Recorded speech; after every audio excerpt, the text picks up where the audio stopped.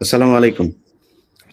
প্রিয় দর্শক, বিডিআর হত্যাকাণ্ড নিয়ে ব্যাপক নাটক চলছে। নানা দিক থেকে নাটক তৈরি করা হচ্ছে। ষড়যন্ত্র, টাকার খেলা, ডিভাইড অ্যান্ড রুল অনেক কিছু হচ্ছে।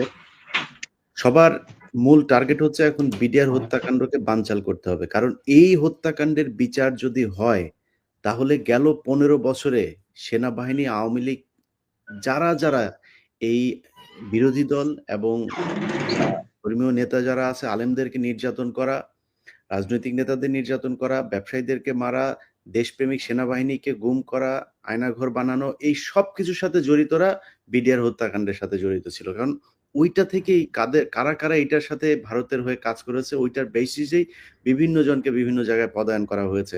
ওই বিডিআর হত্যাকাণ্ডের ঘটনাই ঠিক করে দিয়েছে কারা এরপর থেকে আ আ কি বলে প্রমোশন পাবে, কারা পাবে না, কারা গুরুত্বপূর্ণ পদে বসবে সেটা। তো আপনাদেরকে আমি আমার সাথে ৩ জন সম্মানিত মানুষ আছেন। আমার প্রিয় আ অ্যাডভোকেট পারভেজ হোসেন ভাই আছেন, সুপ্রিম কোর্টের আইনজীবী এবং তার সাথে বিডিআর এর পরিবারের যেই সদস্য আছেন ২ জন, তারাও দীর্ঘদিন ধরে তাদের পরিবারের মানুষদের জন্য কাজ করে যাচ্ছেন। আমি শুরুতে একটা জিনিস জানিয়ে নেই। সেটা হচ্ছে যে বাংলাদেশের মানুষকে কি পরিমাণে বোকা বানানো হচ্ছে, একটা ঘটনা দিয়ে আপনাদের বুঝাই। আপনারা নিশ্চয়ই গেল কয়েকদিন ধরে রাজশাহী অঞ্চলের সীমান্তে বেশ কিছু ঘটনা দেখছেন, যেটা দেখে আমি নিজেও YouTube এ পোস্ট করেছি যে, হ্যাঁ, বিডিআর এগিয়ে যাচ্ছে। আমরা খুব বীর দর্পে সেখানে যুদ্ধ করার জন্য প্রস্তুতি নিচ্ছি। এটা আসলে আ মানে আমাদের জানার ভুল ছিল। আমরা যেটা দেখেছি দেখে আমরা এরকমই চাই আসলে। বিডিআর এইভাবে রুখে দাঁড়াবে। বাংলাদেশের মানুষ কিন্তু সেখানে নাটক করেনি। মানুষ কিন্তু বিডিআর এর পাশে গিয়ে দাঁড়িয়েছে। তাদের দেশপ্রেম থেকে, তাদের সাহস থেকেই দাঁড়িয়েছে। এবং আমরা এইটাই চাই। কিন্তু মূল ঘটনাটা যিনি সাজিয়েছেন, তিনি হচ্ছেন গিয়ে অ্যা এই হচ্ছে এই এই এই এই জনাব। হুম? এই চোর হচ্ছে গিয়ে একজন কর্নেল। তার নাম হচ্ছে ইমরান ইবনে রউফ। এই চোর সেখানে নাটক সাজিয়ে এখন নিজেকে দেশপ্রেমিক বানানোর চেষ্টা করছে। বাট আমি যেটা মনে করছি, যতটুকু আমার কাছে তথ্য, সে ওইখানে ভারতের সাথে একটা যুদ্ধ একটা খেলা তৈরি করতে চাচ্ছে। উত্তেজনাটা মানুষের দৃষ্টিটা ঐদিকে নিয়ে যেতে চাচ্ছে। বিডিআর নিয়ে এখন যে বিচার-টিচার শুরু হয়েছে এগুলো যাতে এখন আপাতত বন্ধ থাকে। এইদিকে যাতে কারণ থাকে না। এরকম চেষ্টা 'প্রথম আলো', 'ডেইলি স্টার' বিভিন্ন জায়গা থেকে হচ্ছে। সবার দৃষ্টি এখান থেকে সরাইতে চেষ্টা একটাই, সেটা হচ্ছে বিডিআর এর হত্যাকাণ্ড নিয়ে বিচার হইতে দেয়া যাবে না। বিডিআর এর যে পরিবার আছে তাদের ভেতরেও এখন একটা বিভেদ তৈরি করার চেষ্টা করা হয়েছে। যে বলা হচ্ছে এক পক্ষ যারা যাবজ্জীবন হয়েছে, যাদের ফাঁসি হয়েছে তাদেরকে বাঁচানো, তাদের ব্যাপারে আমাদের কিছু বলার দরকার নেই। যারা খালাস পেয়েছে শুধু তাদেরকে ছাড়লেই হবে। নো। শেখ হাসিনা সবচাইতে ভালো বিডিআর এর সদস্য যারা তাদেরকে ওই ঘটনার দিন মারা হয়েছে। আমরা শুধু ৫৭ জন সেনা কর্মকর্তার নাম শুনেছি। কিন্তু এই ঘটনায় প্রায় ১৫০ বিডিআর এর সদস্য, বিডিআর এর বিভিন্ন পর্যায়ের সদস্যদেরকে আপনার করা হয়েছে, মারা হয়েছে। জিজ্ঞাসাবাদের নামে নিয়ে মারা হয়েছে, ওই দিন মারা হয়েছে। ওই দিনও কিন্তু বিডিআর এর প্রায় সম্ভবত ১১ জন, আমার ঠিক সংখ্যাটা যদি ভুল না করি, ৯ জন বা ১১ জনকে মারা হয়েছে ওই দিনই। বিডিআর এর যে এই পিলখানার যেই পেশ ইমাম ছিলেন, সেই পেশ ইমামকে মারা হয়েছে, হত্যা করা হয়েছে। ইনজেকশন পুশ করে তাকে খুন করা হয়েছে। কারণ তিনি সব দেখেছেন। অতএব আমরা এটার বিচার চাই। শেখ হাসিনা এর পরপর মেরেছেন, তারপরে মেরেছেন। এরপরে যারা জেলখানায় গিয়েছেন, ওই ব্যক্তিদেরকেই ফাঁসি দেওয়া হয়েছে। আমি মনে করি ওই ব্যক্তিদেরকেই ফাঁসি দেওয়া হয়েছে যারা এই ঘটনার সবকিছু জানেন, কিন্তু এটার সাথে জড়িত না। অতএব আমাকে যদি আপনি কোন ভাগ করতে বলেন, তাহলে আমি বলব যাদের ফাঁসির আসামি হয়েছে তাদেরকে সবার আগে ছাড়তে হবে। যাদেরকে খালাস দেওয়া হয়েছে, যাদেরকে দেওয়া হয়েছে, এত ভাগাভাগি নাই। এই বিচার নতুন করে করতে হবে। হাসিনার কোন বিচার আমরা মানি না। অতএব আমি বিডিআর এর যে পরিবার আছে, বিডিআর এর এই আন্দোলনে যেসব নেতৃত্বরা আছেন তাদের কাছে বলব, কারোর কোনো কথায় কান না দিয়ে আপনাদের সবার দাবি থাকবে আপনাদের সবার পরিবার একই, এই সবগুলো সদস্য একটা পরিবার এখন আপনারা।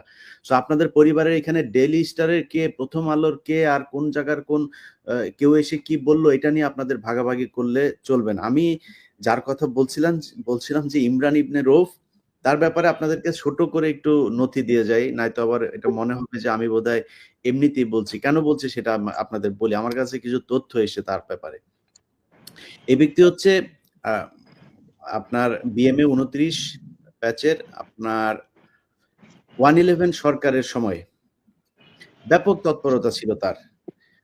মোসাদ্দেক হোসেন ফালু ভাইয়ের যে এনটিভির ভবনে আগুন লাগানোর ঘটনা, এই আগুন লাগানোর এই নাটকের সাথে জড়িত ছিল এই কি বলে ইমরান ইবনে রউফ।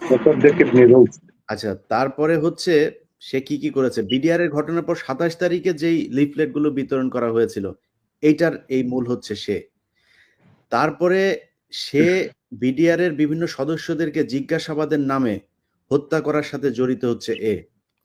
মেজর সুমন, মেজর হাসিব, তারপরে হচ্ছে গিয়ে আপনার সোবাইল থেকে শুরু করে যেই মেজররা ওই দিন, ক্যাপ্টেনরা ওই দিন ঘটনার দিন ছিলেন, বিডিআর এর ৪ নাম্বার ৩ নাম্বার বিভিন্ন গেটে তারা অপারেশন চালাতে চেয়েছিলেন, তাদেরকে নির্যাতন করেছে এই ইমরান ইবনে রউফ নিজে। এগুলো আপনারা জানবেন। আমি যা বলছি এগুলোর যে মেজরদেরকে টর্চার করা হয়েছে সেই মেজররাও আমাকে বক্তব্য দিয়েছেন। এগুলো আমি পিলখানা নিয়ে যেই অনুসন্ধান করছি সেখানে সবকিছু দেখবেন। তারপরে এই বিডিআর এর ঘটনার পরপর আর্মির বিভিন্ন অফিসারদেরকে এই যে আয়নাঘর, এই আয়নাঘরের মূল কারিগর হচ্ছে এই ইমরান ইবনে রউফ। বিভিন্ন অফিসারদেরকে গুম করা এই ব্যক্তি। বিডিআর এর বিভিন্ন পরিবারের মানুষকে হুমকি দেয়া এই ব্যক্তি। তারপরে হচ্ছে গিয়ে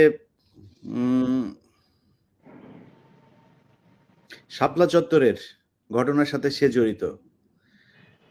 তারপরে হচ্ছে গিয়ে এই যে থেকে সেন্ট্রাল জেল থেকে ২০১৩ সালে আপনার ৬ জনকে যে করা হয়েছিল, জিম্মি করা হয়েছিল, তুলে নিয়ে যাওয়া হয়েছিল, সেটার সাথে জড়িত সে। তো সে মানে আর্মিতে তাকে বলা হয়, আমাকে যিনি এই আর্মির যে অফিসার আমাকে দিয়েছেন তাকে ড্রামা কুইন বলা হয়। উনি লেখাটা এইভাবে লিখেছেন যে he is a drama queen, brutal and can only be compared two খুনি জিয়াউল হাসান। আমাকে যে লিখেছে তার লেখাটা আমি আপনাদের বললাম। যাই হোক, এই হচ্ছে সেই ব্যক্তি। অতএব সে এখন ওই সীমান্তে যা করছে এটা হইতে পারে সে ভারতের সাথে এখনো কানেক্টেড এবং ভারত তাকে দিয়ে এটা করাচ্ছে। ভারত হয়তো সেখানে একটা হামলার চেষ্টা করতে পারে, সে এটা করে একটা উত্তেজনা তৈরি করবে, ভারত হামলা করলে তারপর একটা যুদ্ধ শুরু হবে। যাই হোক, যুদ্ধ করার জন্য বাংলাদেশের মানুষ প্রস্তুত, আমাদের সমস্যা নেই। ভারতের সাথে কোনো কারণ ছাড়া যুদ্ধ করতে বাংলাদেশের মানুষ রাজি আছে। কিন্তু ইমরান ইবনে রউফকে ওইখান থেকে সরাতে হবে এবং সে যেন কোনোভাবে পালাতে না পারে। বিডিআর এর যে কমিশন হচ্ছে সেই কমিশনে তার নাম উঠে এসেছে এবং তাকে গ্রেপ্তার করা হবে। খুব দ্রুত আপনারা দেখবেন এগুলো। আমি আমার জায়গা থেকে বলি আলোচনায় যাওয়ার আগে যে বাংলাদেশে যদি একজন মানুষও এই বিচারের জন্য না থাকে, আমি মার্কিন যুক্তরাষ্ট্রে বসে আমি এই বিচারের জন্য সর্বোচ্চ দিয়ে যাব যতক্ষণ আমার নাকে নিঃশ্বাস থাকবে। অতএব এটারে করার কোনো সুযোগ নাই। আগেও বলেছি, আবারও বলছি, সামনে ১-১.৫ মাস আমি এইটা নিয়েই থাকবো। আমারে না মেরে ফেললে, আমাকে না মারা পর্যন্ত এখানে যা আছে সব বের করবো আমি। আমার হাতে যা এসছে এখন পর্যন্ত এটা গুড এনাফ। এই হত্যা মামলার জন্য আমাদের সাথে একজন অ্যাডভোকেট সাহেব আছেন, ওনাদেরকে মানে আমি যদি আমার নথিগুলো দেই, ওনাদের বিচারের জন্য জাজ সাহেবের সামনে উপস্থাপনের জন্য আর কোনো কিছু দেওয়ার দরকার নেই, এগুলো দিলেই চলবে। যাই হোক, আমরা নিশ্চয়ই সেগুলো দেখবো। শুরুতেই অ্যাডভোকেট পারভেজ হোসেন আপনার কাছে যাই। আপনি এই কদিন ধরে অনেক বিডিআর এর এই পরিবারগুলোর পক্ষে অনেক পরিশ্রম করছেন। প্রচন্ড দেশপ্রেমিক একজন মানুষ আপনি। আপনার কাছে জানতে চাই যে বিডিআর এর হত্যাকাণ্ডের এই যে সৈনিকদেরকে যেভাবে নিয়ে আটকে রাখা হয়েছে, তারপরে সবশেষ যেটা করা হলো ৯ তারিখের শুনানিটা নিয়ে, মানে হচ্ছেটা কি ভিতরে আসলে? ধন্যবাদ ইলিয়াস ভাই, রিয়েল ভাই আছেন, শাকিল আছেন, আপনাদের সকলকে ধন্যবাদ। দুটো বিষয় যেন কাকতালীয় ভাবে মিলে যাচ্ছে। একটি বিষয় হচ্ছে যে আমাদের বিডিআর এর অনেক ঐতিহাসিক ঘটনা আছে। গৌরবময় একটি ইতিহাস হচ্ছে রৌমারী ইতিহাস। এই রৌমারীতে যখন এই ঘটনা ঘটলো যদি আমি ভুল না বলে থাকি তথ্যগতভাবে, তাহলে এই মেজর জেনারেল শাকিব তিনি ওই সময় রৌমারী অঞ্চলের শীর্ষ কর্মকর্তা ছিলেন, কমান্ডার ছিলেন, যে কমান্ডার ছিলেন। তিনি যখন আবার বিডিআর এর প্রধান হলেন, সঙ্গত কারণেই এই পরাজয়ের জ্বালা থেকে হোক অথবা অন্য কোনো কূটনৈতিক কারণে হোক, শাকিল সাহেব টার্গেট হলেন এবং সেটার প্রতিফলন আমরা ওখানে দেখলাম। আমি এই কদিনে সেনা বিধিটা একটু দেখবার চেষ্টা করেছিলাম। এই জন্য দেখবার চেষ্টা করেছি যে ওই সময় সেনা প্রধান বারবার বলছিলেন যে আমরা প্রধানমন্ত্রীর কাছে সেনা সদর দপ্তরের পক্ষ থেকে আমরা পারমিশন চেয়েছিলাম যাতে করে আমরা দরবার হলে ঢুকতে পারি, কিন্তু সেনাবিধি 31 ইটস ভেরি ক্লিয়ার যে এই ধরনের কোনো জরুরি মুহূর্তে সেনাপ্রধান যে কোনো সিদ্ধান্ত নিতে পারেন।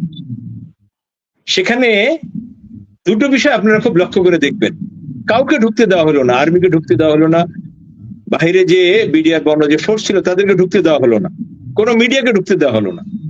এটিএন বাংলা লাইভ প্রচার করবে, এটিএন বাংলা গেট থেকে লাইভ প্রচার করলো এবং সেখানে খাবারের বিষয় বা যে বাজারের কথাটা বলা হচ্ছিল যেটা নিয়ে বিডিআররা ক্ষুব্ধ, এইসব কথা নিয়ে তারাই ঘটনা ঘটিয়েছে, এইটাকে রং চটিয়ে সুন্দর করে এই মূল ঘটনাটাকে অন্যদিকে প্রভাব করার একটা চেষ্টা করা হচ্ছে। কষ্ট লাগলো তখন যখন আজকে মনে পড়লো ওই ঘটনাটি, যে ডিএডি রহিমের নেতৃত্বে হোটেল সোনারগাঁতে তাদেরকে নিয়ে রাজকীয় খাবার খাওয়ানো হচ্ছে। এই ঘটনাটা এই জন্য বললাম যে এই ঘটনার সাথে আজকের একটি এই কদিনের 5ই আগস্টের পরে বিচার ব্যবস্থার একটি কলঙ্কজনক অধ্যায়ের কথা ইলিয়াস ভাই আপনাকে বলি। 1 তারিখে আমরা যেটুকু জেনেছিলাম দায়িত্বপ্রাপ্ত বিচারকের অবস্থানটা ছিল এই, তিনি সকল রেকর্ডপত্র দেখে সিদ্ধান্ত নিলেন যে অন্তত পক্ষে 2টা ক্যাটাগরি, তার যেটুকু সামর্থ্য ছিল উনি সামর্থ্যের আলোকে চিন্তা করলেন যে 2টা ক্যাটাগরির লোককে আমি এই মুহূর্তে বেল দিয়ে দিতে পারি। একটি হলো যারা হত্যা মামলায় খালাস পেলেন তাদেরকে উনি ছেড়ে দেওয়ার সিদ্ধান্ত নিলেন, আরেকটি হলো হত্যা মামলায় তাদেরকে যেটুকু সেন্টেন্স দেওয়া হলো এই সেন্টেন্সটুকু অলরেডি সার্ভ আউট হয়ে গেছে, কেটে ফেলা হয়েছে। এই 2 ক্যাটাগরির সবাইকে উনি ছেড়ে দেওয়ার সিদ্ধান্ত নিলেন, ওই বেল পিটিশন গুলো মঞ্জুর করবার সিদ্ধান্ত নিলেন। উনি যখন এই সিদ্ধান্তটা নিলেন আমরা শুনলাম যেদিন ধার্য তারিখ ছিল উনি কোর্টে আসলেন, ওনার পেশকার বললেন স্যার আজকে 10:30টায় ওঠার কথা ছিল, একটু দেরি হবে। একটু পরে আমরা শুনলাম যে উনি অসুস্থ হয়ে পড়েছেন, উনি নাই। আমরা আজকে গোটা জাতির জানবার উদ্দেশ্যে বলছি, সেদিন তাকে বাই ফোর্স করে তাকে কোর্ট প্রিমিসিস থেকে ছুটির একটি আবেদনে স্বাক্ষর করে, সে শুধু স্বাক্ষর করে গেছে, সেটা ঊর্ধ্বতন কর্তৃপক্ষ, আমি আর নাম বলছি না, তারা আবেদনটা মঞ্জুর করে আমাদেরকে শুনাইলো, গোটা জাতিকে জানালো কি যে তিনি অসুস্থ, তিনি চলে গেছেন, এই জন্য আজকে কোর্ট বসবে না। বলছি যে এই বিচারকে একটি প্রহসনে পরিণত করার জন্য, এই বিডিআর এর মামলাকে ভিন্ন খাতে প্রভাবিত করার জন্য এবং নিষ্পেষিত নিগৃহীত এই বিডিআর সদস্যরা যারা মুক্তির প্রহর করছেন তাদের মুক্তির প্রহর, তাদের মুক্তি হবেই, আজ হোক কালো খাবে, এই জাতি, এই ছাত্র জনতা, এই জনগণ বেঁচে থাকবে, তাদের মুক্তি হবে। কিন্তু এই যে দীর্ঘসূত্রিতার পথ রচনা করতেছেন, এইটার সাথে সে আগের ষড়যন্ত্রকে মিলিয়ে দেখবার জন্য আমি একটু বিনীত অনুরোধ করছি। সবশেষ যে বিচার প্রক্রিয়ার কথাটা আমার কাছে খুব কষ্টের সাথে বলতে হচ্ছে, সেটা হলো এই যে এটা সবাই জানে 5ই আগস্টের পরে আলিয়া মাদ্রাসার ছেলেরা সিদ্ধান্ত নিল যে এখানে বেগম খালেদা জিয়াকে নিষ্পেষণ করা হয়েছে, আল্লামা দেলোয়ার হোসেন সাইদিকে নিষ্পেষণ করা হয়েছে, সম্পাদক মাহমুদুর রহমানকে নিষ্পেষণ করা হয়েছে। এই প্রিমিসিসটাকে বিডিআর এর বিচারের নামে বিডিআর এর নিরীহ নিরপরাধ সদস্যদেরকে, দেশপ্রেমিক সদস্যকে এখানে নিগৃহীত করা হয়েছে, নিষ্পেষণ করা হয়েছে। সো আমাদের এই প্রিমিসিসটাকে কোনো অন্যায় কাজে ব্যবহার করতে দেওয়া হবে না। এর কারণে তারা আগে ভাঙচুর করলেন, ব্লক করে দিলেন এবং একটা কোর্টের যে স্ট্রাকচার থাকে সেই স্ট্রাকচারকে ডিমোলিশ করলেন। সেই অবস্থার পরিপ্রেক্ষিতে এরা প্রজ্ঞাপন দিয়ে আবার সেখানে যাওয়ার সিদ্ধান্ত নিল। শুধু তা না, আমি এটা আগে আপনাকে বলেছিলাম যে 24 ঘন্টার মধ্যে এই 3টা ভেন্যুকে নিয়ে, কখনো আলিয়া মাদ্রাসা, কখনো কেরানীগঞ্জের পুরনো আদালত, কখনো মহানগর দায়রা জজ আদালত, এভাবে ঘন্টার পর ঘন্টা, এক এক ঘন্টায় আমরা এক এক খবর পাচ্ছিলাম এবং এই সবগুলো নিউজ ছিল অফিসিয়াল। সবচেয়ে দুঃখজনক হইল সকালবেলা এরা জানলেন এবং বলতে বাধা নেই যে এই আলিয়া মাদ্রাসার ছেলেদেরকে দিয়ে কে কারা কিভাবে এই প্রিমিসিসের যেটুকু অবশিষ্ট ছিল কোর্ট পরিচালনা করা যেত সেটুকুকে আগুন দিয়ে পুড়িয়ে দিল। ফায়ার সার্ভিস গুলো, সবগুলো তদন্ত সংস্থা, গোয়েন্দা সংস্থা সবাই সেখানে হাজির। সকালে তারা নাটক করলেন কি, বিজ্ঞ বিচারক সহ প্রসিকিউশন সেখানে গেলেন দেখবার জন্য যে কি অবস্থা হয়েছে।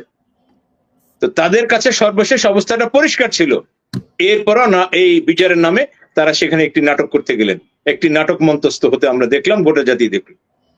এই জন্য বললাম যে বিডিআর এর এই সদস্যরা মুক্তি পাবে, এই বিচারিক আদালতের মাধ্যমে তাদেরকে মুক্তি দিতে হবে। কিন্তু বিচারের নামে যে প্রহসন, আমাদেরকে সেই 2009-এর ঘটনার সাথে এই ঘটনাগুলোর সাথে পেছনে যে ষড়যন্ত্রের চেইন অফ কনস্পিরেসি, সেটা আবার নতুন করে স্মরণ করিয়ে দিল।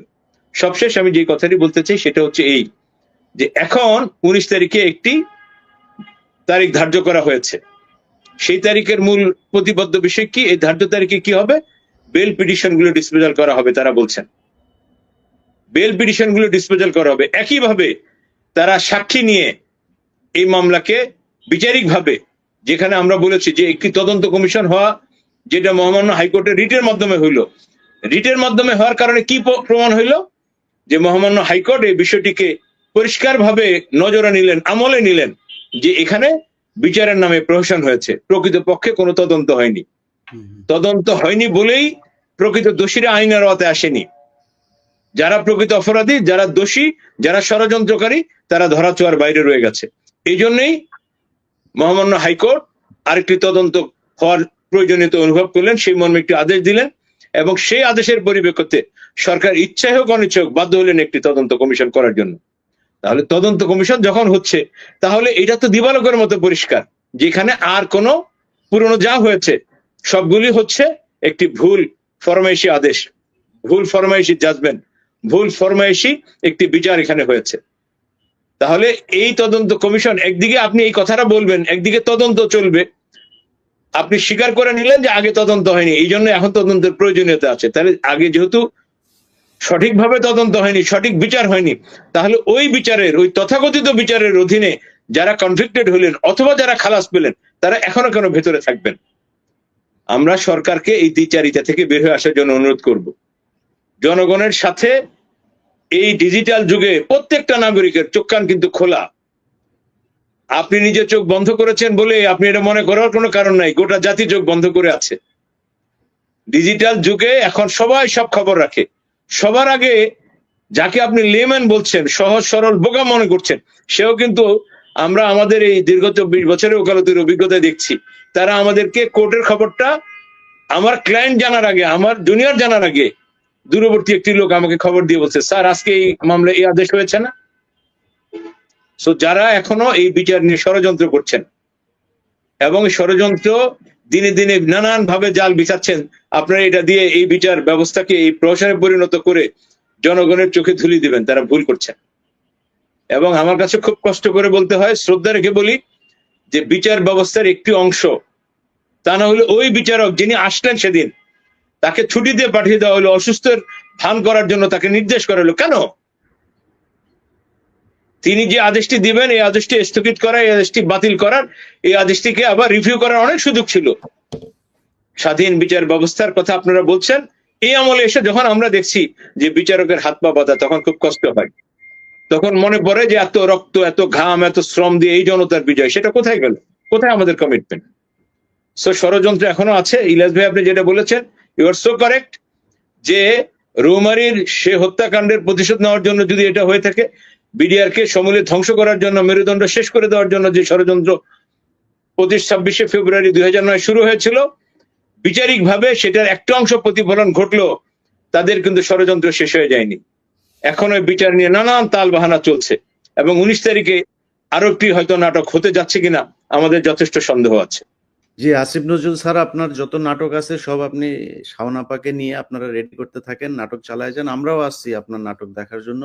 যেদিন দেশের জনগণ যেদিন ধুতি ধরে টান দিবে, ওই দিন কাপড় চোপড় নিয়ে দাঁড়াইতে পারবে না রাস্তায়। আপনার নাটক সেই 5 তারিখের পর থেকেই দেখছি। কালকে একজন সেনাবাহিনীর একজন মেজরের ওয়াইফ কালকে আমাকে ফোন করেছে। সে বলল, আমি খুব আশ্চর্য হলাম। সে বলছে যে আমরা এই আগস্টের 10 তারিখ থেকে 15 তারিখ অনেকবার তাকে এই বিষয়গুলো জানানো হয়েছে যে স্যার এই ব্যাপার আপনার আমরা এটা নিয়ে করেন, বিডিআর এর এই ঘটনাটা নিয়ে। সে নাকি ওই 5 দিন তাদের সাথে নানানভাবে কথা-টথা বলেছে, এরপরে আর সে ফোন রিসিভ করে না। এবং সেই আগস্টের ৫ তারিখ থেকে তারা বলছে যে একটা কমিশন তৈরি করা হোক। শেষ পর্যন্ত ঠেলতে, ঠেলতে এসে আপনার ডিসেম্বরে এসে বলল যে কমিশন হবেই না। তারপরে সবশেষ মানুষের চাপের মধ্যে থেকে এসে কমিশন তৈরি করলো। আসিফ নজরুল স্যার এখনো কমিশনের জন্য। স্যার, এই লোকজন যারা আসিফ নজরুল স্যারকে টাকা দিচ্ছেন, টাকা-পয়সা দিয়ে কিন্তু লাভ হবে না। সবাইকে আগেই বলে রাখি। অতএব আসিফ নজরুল চেষ্টা করলে এই বিচার ঠেকাইতে পারবে না। এই দেশে অনেক দেশপ্রেমিক মানুষ আছে। সেনাবাহিনীর ভেতরে যে পরিমাণে দেশপ্রেমিক আছে, রিটায়ার্ড গুমের শিকার হয়েছিল তারা, এদের সবাইরে যতদিন আপনি না মেরে ফেলবেন, এই দেশে বিডিআরের যে বিচার, এটাকে আপনি থামাইতে পারবেন না। যাই হোক, শাকিল ভাই, আমরা খুব শর্টেই ছেড়ে দিব আজকে। জাস্ট মানুষকে এই জিনিসগুলো জানানোর জন্য এসেছিলাম।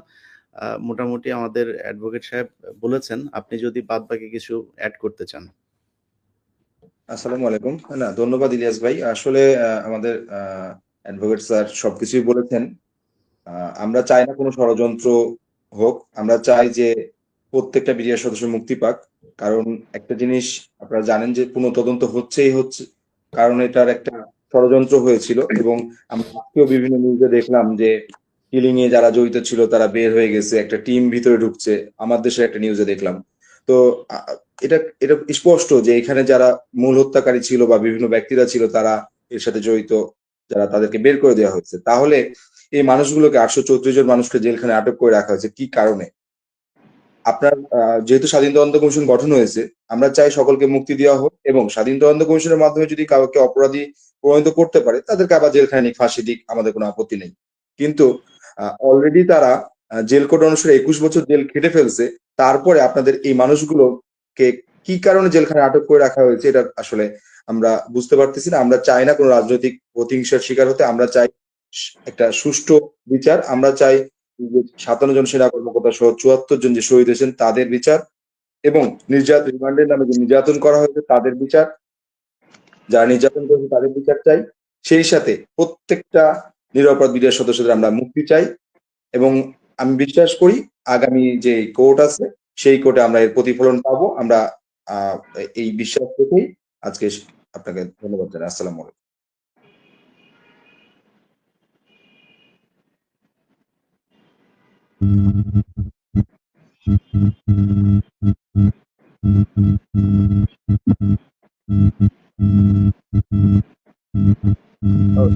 রিয়াদ ভাই শুনছেন?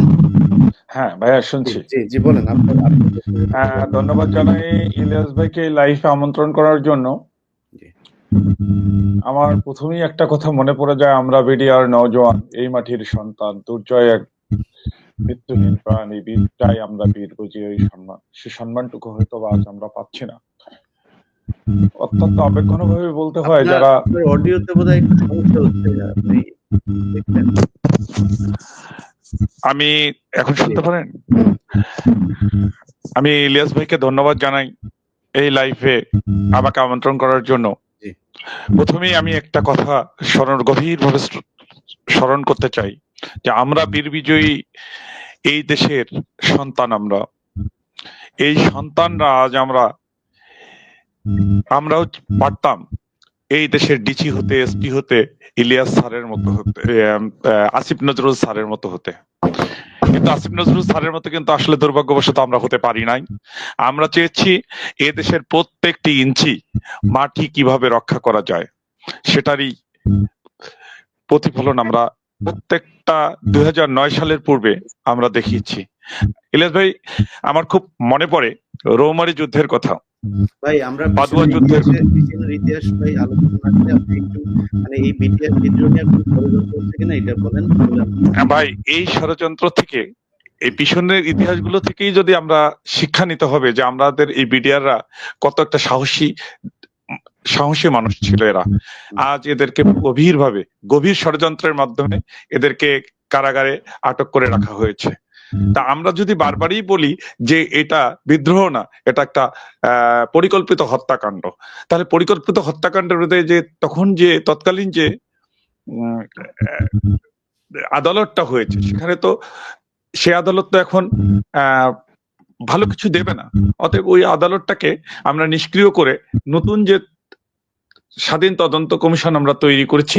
সেই স্বাধীন তদন্ত কমিশন তদন্ত করুক, তদন্ত করে আমাদের দোষী ভাইদের, যারা দোষী আছে, দোষী কি তারা যদি বের করতে পারে, শাকিল যে কথাটা বলল যে বের করতে পারে, তাদেরকে ফাঁসি দিক, তাতে আমাদের কোনো সমস্যা নেই। কিন্তু এই নিরপরাধ ব্যক্তিরা যারা ধুকে ধুকে মরছে, তাদেরকে জামিন দেওয়ার ব্যবস্থা করুক।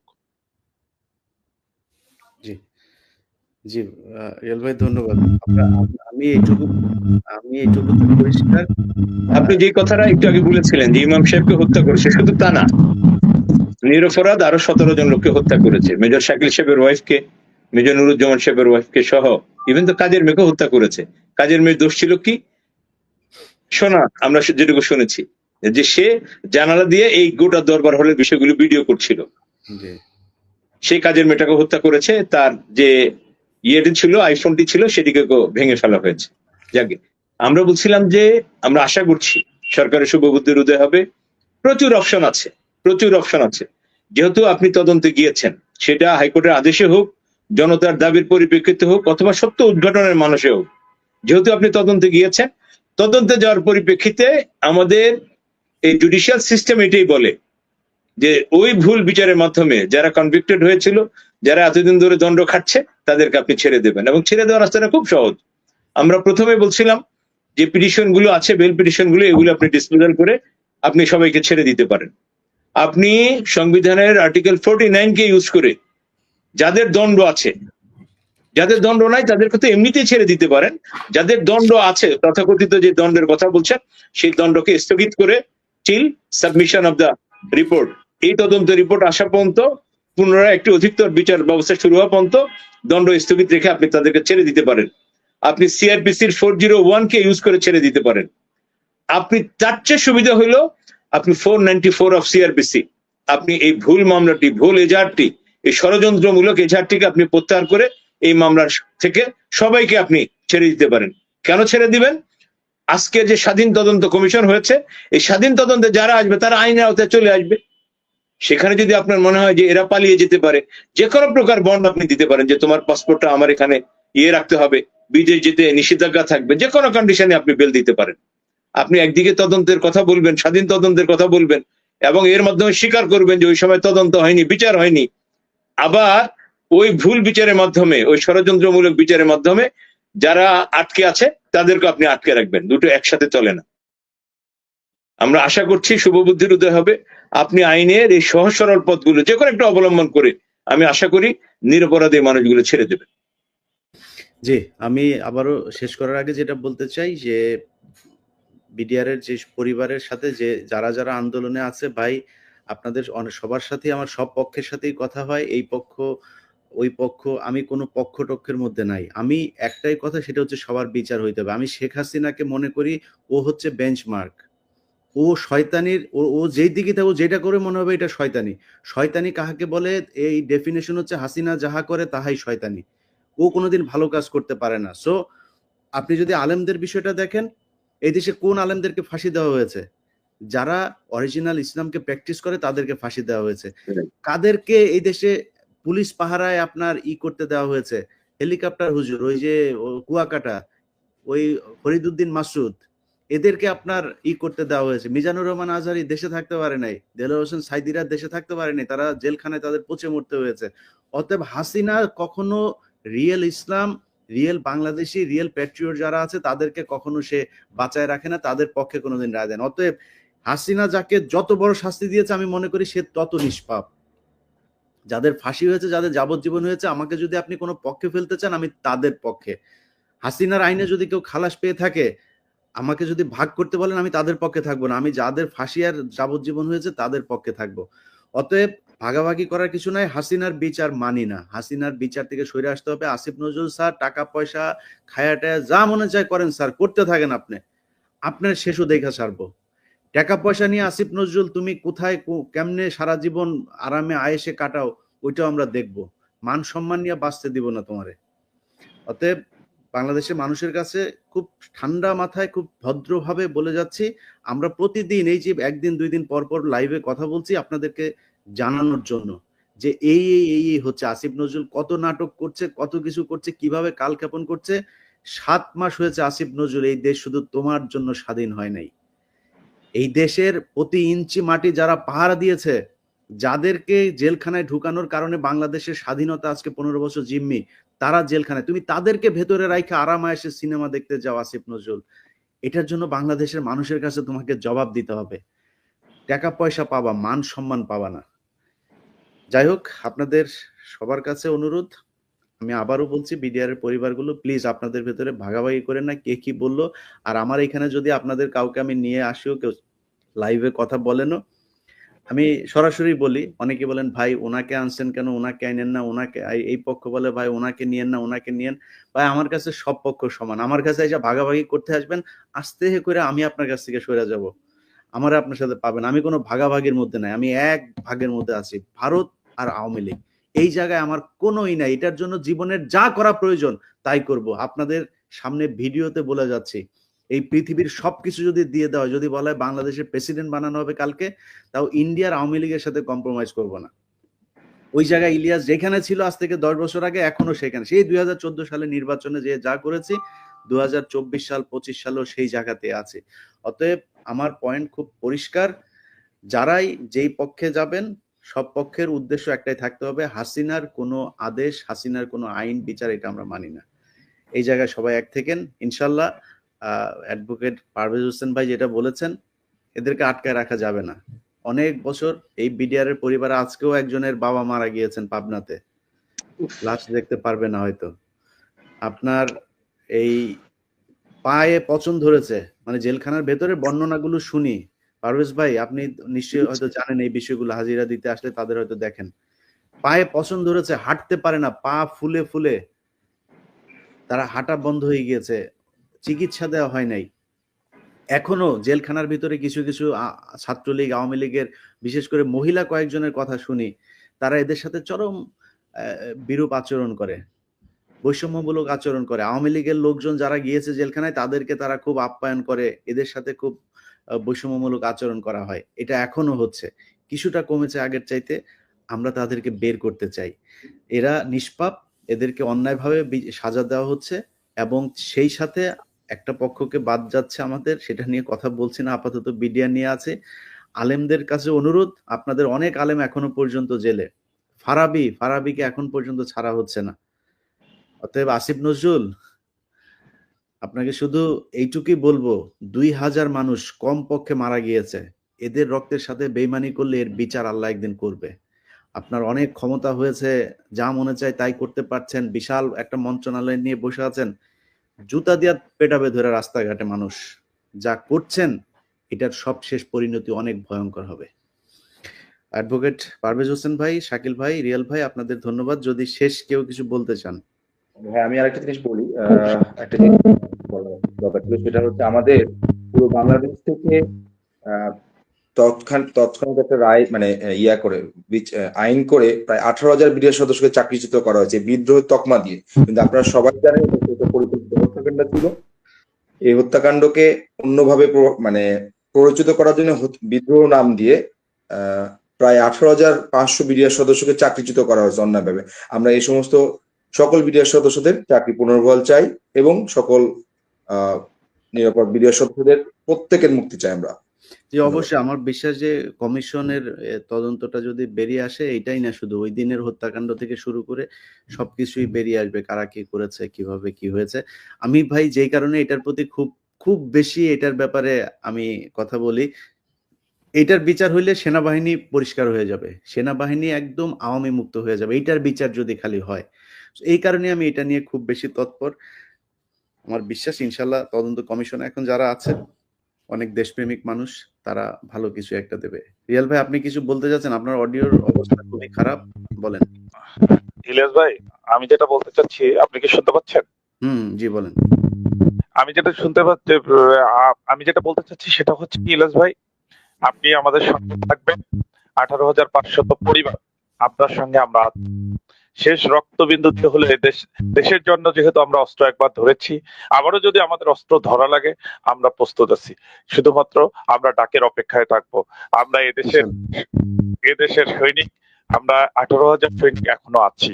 সেদিন আপনারা দেখতে পেরেছেন, 8 তারিখে দেখেছেন যে আমরা গণজামায়াত করেছি, সেখানে আপনারা আমাদেরকে কিভাবে নিষ্ক্রিয় করবেন আমরা জানি না, তবে আমরা আকুলভাবে দেশবাসীর কাছে আবেদন করব আমাদেরকে আবারও পুনর্গঠন করা হোক।